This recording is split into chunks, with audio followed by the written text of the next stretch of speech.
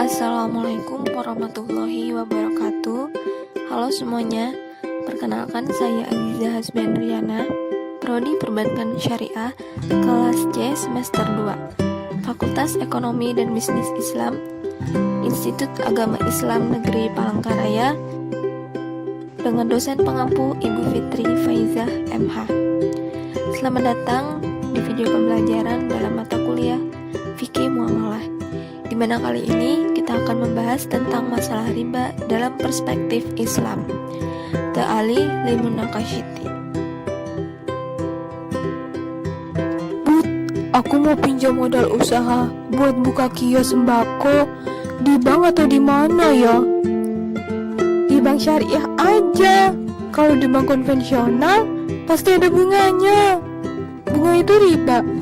Jadi nggak berkah nanti usahamu. Riba. Dalam kehidupan berekonomi, Islam memberikan kita sebuah tempat untuk mengetahui hukum atau menerapkan prinsip-prinsip Islam dalam kegiatan kita sehari-hari, atau dengan sebutan istilah muamalah. Dalam muamalah, hubungan manusia sesama manusia, baik interaksi sosial dan ekonomi, semuanya diatur berdasarkan hukum Islam yang bersumber dari Allah Subhanahu wa Ta'ala dan diatur dalam Al-Quran dan hadis. Bagaimana konsep riba secara luas di luar lingkup pemahaman agama Islam? Dalam agama Yahudi, pelarangan praktik pengambilan bunga terdapat dalam kitab suci agama Yahudi, baik dalam perjanjian lama maupun undang-undang Talmud. Riba dalam Yudaisme sangat dicerca dan dicemooh. Dalam kitab Taurat melarang riba di kalangan bangsa Yahudi. Sementara paling tidak satu orang ahli melihat dalam Talmud, yaitu hukum lisan yang melengkapi kitab tertulis untuk kaum Yahudi, sebagai suatu bias yang konsisten terhadap kemunculan riba atau laba. Menurut kalangan Yunani dan Romawi, pada masa Yunani sekitar abad ke-6 sebelum Masehi hingga abad 1 Masehi telah terdapat beberapa jenis bunga. Besarnya bunga tersebut tergantung pada kegunaannya. Pinjaman perdagangan dan industri 12% hingga 18%. Jadi, menurut kalangan Yunani dan Romawi, bunga atau riba masih diperbolehkan, tergantung besarannya. Menurut agama Hindu dan Buddha, praktik riba atau rente dalam agama Hindu dan Buddha dapat kita temukan dalam naskah kuno India. Teks-teks Veda India kuno yang mengisahkan lintah darat atau kusidin disebutkan sebagai pemberi pinjaman dengan bunga.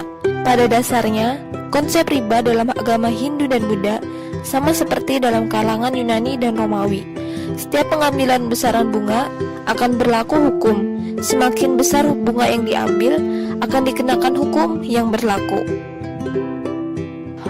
Menurut kalangan agama Nasrani, berbagai pandangan di kalangan pemuka agama Kristen dapat dikelompokkan menjadi 3 periode utama.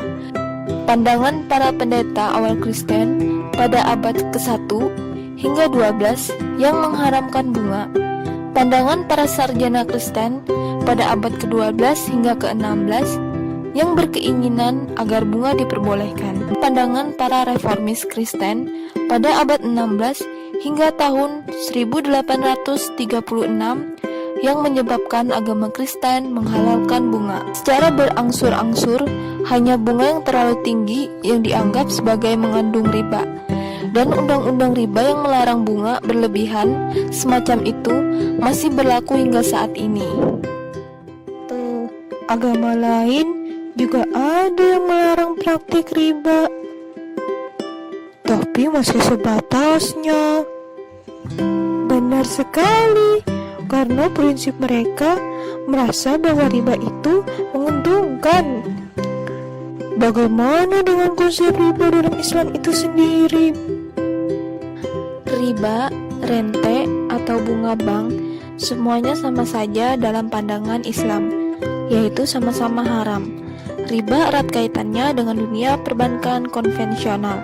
di mana dalam perbankan konvensional banyak ditemui transaksi-transaksi yang memakai konsep riba. Berbeda dengan perbankan yang berbasis syariah, yang memakai prinsip bagi hasil atau mudharabah, yang belakangan ini cukup diminati dan dikenal dengan terbitnya Undang-Undang Perbankan Syariah di Indonesia Nomor 7 Tahun 1992.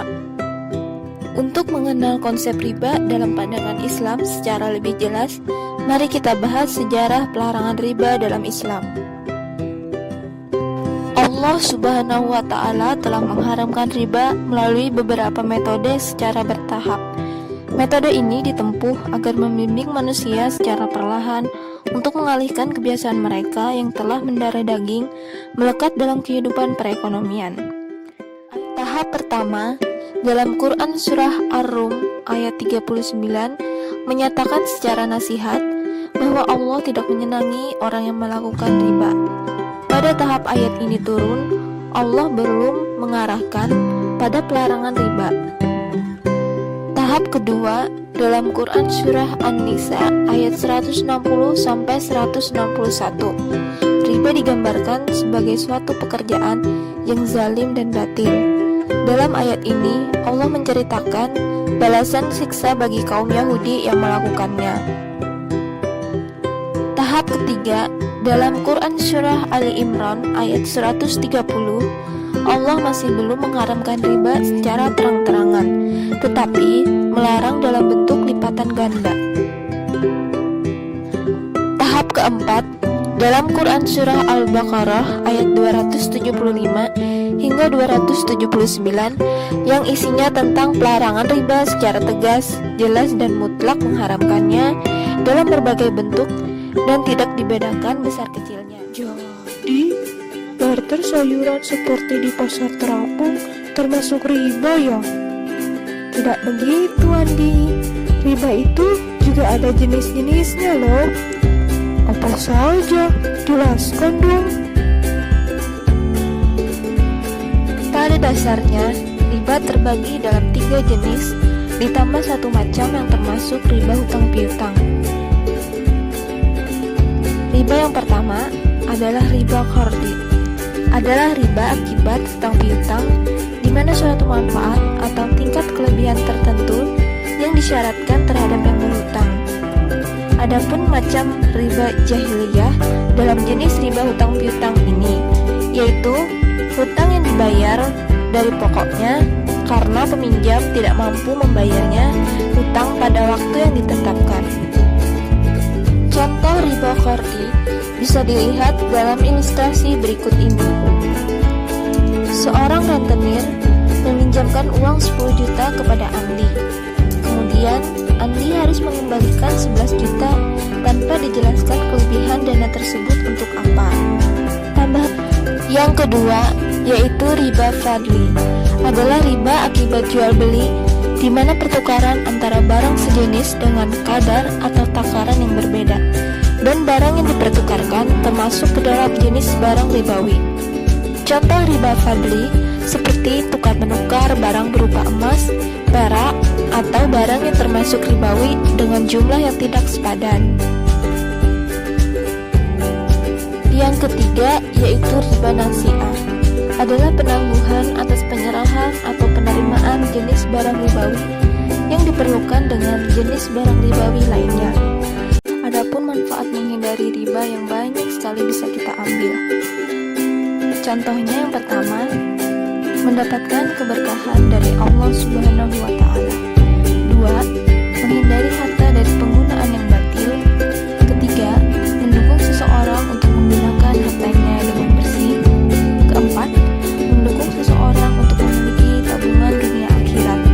Selain manfaat, ada pula mudarat dari praktik riba. Yang pertama, sesungguhnya riba merusak perilaku dan karakter baik secara individu maupun kelompok. Kedua, riba sejatinya sangat merusak perekonomian. Tiga, riba melemahkan potensi seseorang. Keempat, perilaku riba kelak akan dibangkitkan di hari kiamat dalam keadaan seperti orang gila. Dari pembahasan sebelumnya, kita akan membahas lagi dua permasalahan yang mungkin dipertanyakan oleh banyak orang selama ini. Yang pertama, mungkin banyak teman-teman mempertanyakan yang menjadi keganjalan, yaitu apakah kredit yang menjalankan sistem bunga termasuk riba? Di dalam Al-Quran tertera jelas tentang bagaimana ketentuan jual beli tidak secara tunai.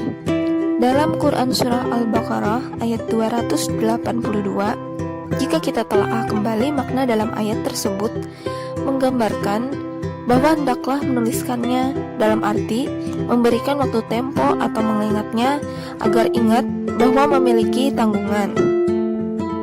Jual beli komoditas dengan cara kredit yang termasuk di dalamnya kendaraan bermotor maupun kredit-kredit lainnya bukanlah transaksi utang piutang ataupun transaksi atas barang ribawi.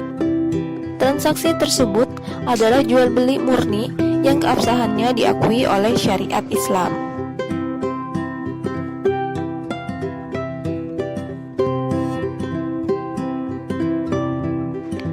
Yang kedua, masa kini banyak sekali acara-acara di televisi atau suatu event mengadakan undian berhadiah, misalnya berupa mobil, tetapi pihak yang mengadakan meminta untuk membayarkan pajak atau bunganya.